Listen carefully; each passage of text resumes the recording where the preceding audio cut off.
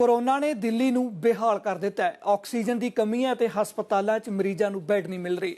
ਇਹਨਾਂ ਹਾਲਾਤਾਂ 'ਚ ਦਿੱਲੀ ਦੇ ਸਿਹਤ ਮੰਤਰੀ ਦਾ ਦਾਅਵਾ ਹੈ कि हुण हालात सुधर रहे ने। नाल ही डॉक्टरों की राय भी जानते हैं। दिल्ली में 25,986 पॉजिटिव केसेस आए थे। पॉजिटिविटी थी 31.76%। दिल्ली में पिछले 10-12 दिन से 20,000 से ज़्यादा डेली केसेस आ रहे हैं। और परंतु थोड़ा सा आशा की किरण ये नज़र आती है कि जो मैक्सिमम पॉजिटिविटी 35% पे गई थी पिछले 4 दिन पहले, उसके बाद से फिर वो लग तो ऐसा रहा था कि शायद ये 40-45 को भी क्रॉस करेगी। उसके बाद थोड़ा रुक गई है। अब जैसे थोड़ा घटते हुए 31.76 32 से नीचे आई है। और उसके साथ साथ जो रेट है, जो ये तो RT-PCR में हम जितने भी टेस्ट करते हैं सिम्प्टोमेटिक ज़्यादा होते हैं। रेट के अंदर हर तरह के टेस्ट होते हैं। तो जो ग्राफ है मैं आपको एक दिखाना चाहूँगा।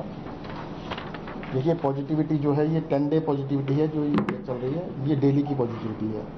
तो पिछले 1.5 महीने के अंदर, पिछले 1.5 महीने में कभी भी जो डेली पॉजिटिविटी है ये 10 डे एवरेज से नीचे नहीं गई, ये अब जा रही है 3 दिन से।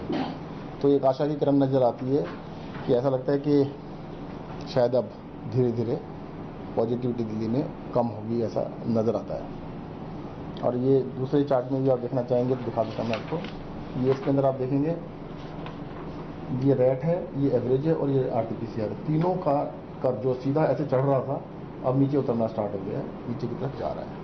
तो ये थोड़ी सी आशा की किरण नज़र आती है पिछले 2-3 दिन से, 3-4 दिन से, कि दिल्ली में लगता है केसेस अब धीरे धीरे टेपर ऑफ होना स्टार्ट हुए हैं। और सर एक सवाल ये भी उठ रहा है कि एक वक्त था कि आप लोग 1,14,000 तक टेस्ट करते थे, धीरे धीरे वो कम हो गया। नहीं, वो इस पे सवाल उठ रहे हैं कि 27% तक आपने नहीं ऐसा कुछ कम नहीं किया है। लॉकडाउन होने की वजह से मूवमेंट थोड़ी कम हो गई है। पहले क्या था कि जितने भी हमारे हॉस्पिटल्स थे, डिस्पेंसरीज थे, वहाँ पर भी टेस्ट किए जाते, वहाँ पे फुटफॉल थोड़ा कम हो गया। तो अब फुटफॉल कम हो गया तो उसकी वजह से थोड़ा कम हुआ है, अदरवाइज टेस्ट सबकी हो रहा है।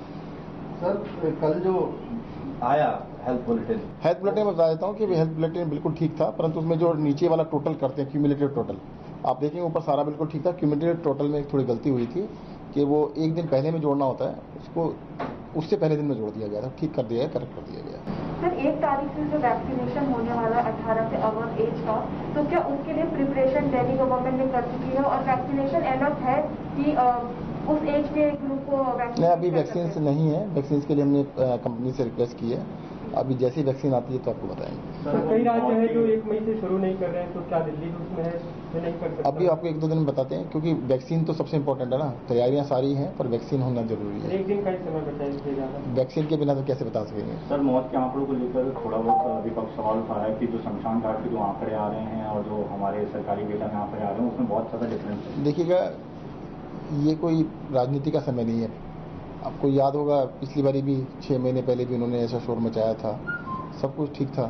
कौन चाहेगा कि किसी भी चीज़, पहली बात तो कोई नहीं चाहता कि डेथ हो, एक भी डेथ हो। दूसरी बात, इसके ऊपर कोई छुपाने का किसके पास अधिकार है?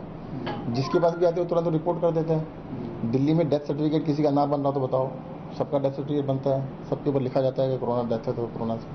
तो मतलब उसमें ऐसा नहीं है कि इस समय पर या कभी भी दिल्ली के अंदर सब कुछ ट्रांसपेरेंट है। मैं बाकी जगह की बात नहीं कर सकता। दिल्ली के अंदर कोई भी चीज़ कभी भी नहीं छुपाएगी, ना छुपाई जाएगी। किस तरीके से देखते हैं आप पूरी सिचुएशन? आपने खुद ही बोल दिया किसी को पता नहीं है, तो अभी तो यही पता है जो आ रहे हैं उनको ट्रीटमेंट करना है। और कितने कब तक वेव रहेगी, कब तक कैसे रहेगी, वो आपने रोज़ देखा कि रोज़ लोग अपने अपने नए सर्वे देते रहते हैं। तो जो एक्सपर्ट हैं इसमें, एपिडेमियोलॉजिस्ट जो होते हैं वो एक्सपर्ट होते हैं, हमने उनसे पूछना चाहिए, उनकी जो वो कहते हैं वो मानना चाहिए। तो इसके बारे में हमारे जैसे क्लिनिशियन नहीं दे सकते हैं। बाकी क्लिनिशियन या जो भी आपकी टीवी बोलते हैं, मेरे जैसे बोल पड़े तो उसकी कोई वैल्यू खास नहीं है। एपिडेमियोलॉजिस्ट जो हैं, साइंटिस्ट हैं हमारे, उनके मॉडल होते हैं, वो टू लार्ज एक्सटेंट तो करेक्ट भी होते हैं, कई बार फेल भी हो गए। जैसे आपका ये पता होता तो वो सेकंड वेव के बारे में भी पहले प्रेडिक्ट कर देते कब आनी है कब नहीं आनी है। एनीवे, अब इस क्वेश्चन इस पर जो मुद्दा है ये मेरे पास है, वो है कि जो पेशेंट आ रहे हैं उनको ट्रीटमेंट करना है और पेशेंट का लोड कम करना है, ठीक है। और जो आ रहे हैं उनको ये सप्लाई चेन जो बढ़ानी है, चाहे वो ड्रग्स हैं, चाहे ऑक्सीजन है, चाहे मैन पावर है, उसको ऑप्टिमाइज करना है। और एट द सेम टाइम जो लोड है पेशेंट का, जो उनको एडमिशन की जरूरत पड़ रही है, उनको कम करना है। वो कैसे हो सकता है? वो एक तो ये है कि आपका सेल्फ लॉकडाउन करें। लॉकडाउन तो किया ही है कई स्टेटों ने। तो लोगों को जो कोविड अप्रोप्रिएट बिहेवियर है, चाहे मास्क पहनना है वो प्रॉपरली पहनना है, वो बड़ा जरूरी है। मास्क लटकाने वाली बात नहीं है। हैंड वॉश करना है, हाथ धोते रहो अपने, थोड़ा डिस्टेंस मेंटेन करो। जहाँ से हो सके अब घर से बाहर मत निकलो, ये जरूरी नहीं है। तो चीज़ें जरूरी हैं। और इसके अलावा पैनिक मत करो। अब क्या हो गया कि जैसे जैसे ऑक्सीजन की कमी की एक मीडिया में बहुत ज़्यादा और बाकी कमी भी है, तो लोगों में बड़ा एक डर सा बैठ गया कि ऑक्सीजन मिलेगी बाद में कि नहीं मिलेगी, फटाफट हॉस्पिटल भागना चाहते हैं। तो उनको समझा रहे हैं, और उनको मीडिया में भी बहुत से डॉक्टर भी समझा रहे हैं कि जब तक आपकी ऑक्सीजन 92, 93 से ऊपर है, 94 से ऊपर है, तब तक घबराने की बात है ही कोई नहीं है। और 90 और 94 के बीच में भी है, तब भी वो प्रोन पोजीशन, पेट के बल लेट कर देखो, लंबे सांस लेकर देखो, प्राणायाम करके देखो, अपना थोड़ा लंबे लंबे सांस ओम बोलो।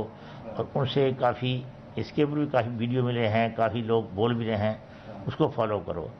और उसके बाद ये नहीं कि अब 94 से 93, 92 आना शुरू, भागना शुरू, टेलीफोन करना शुरू कर दो। और मैं आपको कहूँगा इसमें स्पेशली वीआईपी कल्चर नहीं होनी चाहिए। ये वो लोग वीआईपी लोग हैं, वो एक उनमें 94 से 95 से 94 हुआ, वो शोर मचाना शुरू कर देते हैं फ्रॉम वेरियस रिसोर्सेज। और फिर उससे हॉस्पिटल में कई बार अननेसेसरी एडमिशन हो जाती हैं, या प्रेशर पड़ता है अननेसेसरी एडमिशन के लिए। हम एडमिशन तो नहीं करते हैं घर, तो एक खा का प्रेशर पड़ जाता है, और उससे भी लगता है कि जब बहुत ज़्यादा पेशेंट है। पर जिनको ज़रूरत है उनके लिए भर्ती करने के लिए फिर हॉस्पिटल में पर्याप्त साधन होने चाहिए। उनको साधन में तो यही है कि मैन पावर, ऑक्सीजन मिलनी चाहिए, दवाइयाँ मिलनी चाहिए। और इसकी जो माइल्ड डिजीज़ है वो तो सारे पेशेंट घर में ही ठीक हो जाते हैं। मॉडरेटली सीवियर जिनकी ऑक्सीजन सैचुरेशन घर में मेंटेन नहीं रह रही है, 90 से नीचे जा रही है, और उनको हॉस्पिटलाइजेशन की जरूरत पड़ रही है, या 8 दिन के बाद भी पेशेंट सिक रह रहे हैं, नॉर्मली 8 दिन तक पेशेंट ठीक हो जाने चाहिए, काफ़ी हद तक, बुखार भी और बाकी चीज़ें भी। तो उसके बाद घबराने वाली ज़रूरत कम होती है। तो उसके बाद ठीक नहीं रह रहे हैं या कुछ प्रॉब्लम है, तो उनको हॉस्पिटलाइजेशन की ज़रूरत है, तो वो आएंगे हॉस्पिटल में, उनके लिए फिर प्रॉपर ट्रीटमेंट किया जाए। सर, जिस तरीके से रेमडेसिविर एक तरीके से डिमांड एकदम से बढ़ गई है और तमाम लोग उसी को ढूंढ रहे हैं, डॉक्टर्स भी। असल में रेमडेसिविर के बारे में सुनना चाहिए कि रेमडेसिविर, और कई लोग तो आजकल रामबन बोलते हैं, कई रामदास बोलते हैं। पर लोगों को मैं बताना चाहता हूँ कि रेमडेसिविर एक अमेरिका में ड्रग रिसर्च हुई थी इसकी, और इसकी बड़ी लार्ज स्टडी हुई थी। तो उसकी जो स्टडी तब हुई थी, तो उसका कंक्लूजन यही हुआ था कि इसका जो उस वक्त पहली फेज में हॉस्पिटलाइजेशन होती थी, तो लोग 17-18 दिन हॉस्पिटल में रहते थे। अब तो वैसे भी खैर नहीं रहते हैं 3 दिन हॉस्पिटल में। ਫਿਲਹਾਲ ਦੇ ਲਈ ਇਹਨਾਂ ਹੀ ਦੇਸ਼ ਦੁਨੀਆ ਦੀਆਂ तमाम ਖਬਰਾਂ ਵੇਖਣ ਲਈ ਤੁਸੀਂ ਵੇਖਦੇ ਰਹੋ ABP ਸਾਂਝਾ।